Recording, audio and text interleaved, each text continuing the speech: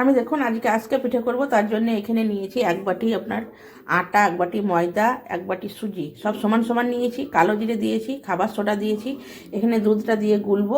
এখানে নিয়েছি চিনেবাদাম, চিনি আর মৌরি। এটা ভালো করে একটু পেস্ট করে নেব, মানে খুব গুঁড়ো করব না, আধ ভাঙা করে এর সঙ্গে দিয়ে ভালো করে গুলে আপনার 1 ঘন্টা মতো রেখে দেবো রেস্টে। তো আমি দেখুন এখানে সামান্য নুনও দিয়েছি পরিমাণ মতো, মিষ্টি আপনাদের নিজেদের ইচ্ছা মতো দেবেন, যে যেরকম খাবেন আন্দাজ মতো। তো আমি এটা গুলে 1 ঘন্টা মতন এখন রেখে দেবো। তা এখন এটা সুজিটা অনেকটা ফুলবে, তো দুধ দিয়েছি এই কারণে একটু টেস্টি হওয়ার জন্য, জল দিয়েও গুলতে পারেন। তো এখন 1 ঘন্টা রাখবো। তো আমি দেখুন 1 ঘন্টা পর চলে এসেছি, হাত দিয়ে ভালো করে একদম ফেটিয়ে নিয়েছি। আর কড়াইয়ে দেখুন আমি তেলও দিয়েছি। এবারে এর মধ্যে আস্তে আস্তে অল্প অল্প করে দেবো, একটা একটা করে, একটা দুটো যেরকম ধরবে সেরকম মতন দিতে হবে, এরকম বেশ দিতে হবে সেভ করে করে। দুটো দিয়েছি, তারপর এখানে ঢাকা দিয়ে দেবো আর গ্যাসটাও সিম করব।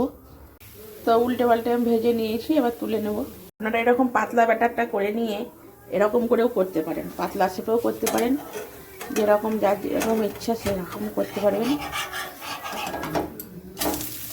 এই দেখুন এটাও খুব সুন্দর হয়।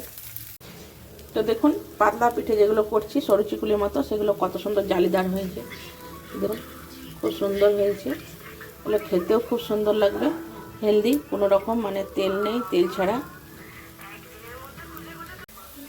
একরকম বেটার করে নিয়ে দেখুন আমি 3 রকমের পিঠে আজকে দেখিয়ে দিলাম। এটা একটু বেশি তেল দিয়ে ছোট ছোট বড়ার মতন করেছি, কতগুলো তুলেও নিয়েছি, কতগুলো খাওয়াও হয়ে গেছি।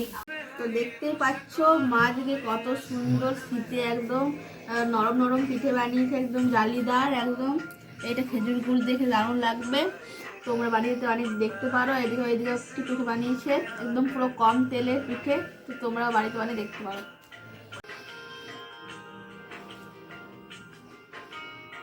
ভেতর বাইরেটা ক্রিস্পি, ভেতরটা সফট, তো দারুণ লাগে, তোমরা বাড়িতে বানিয়ে দেখতে পারো।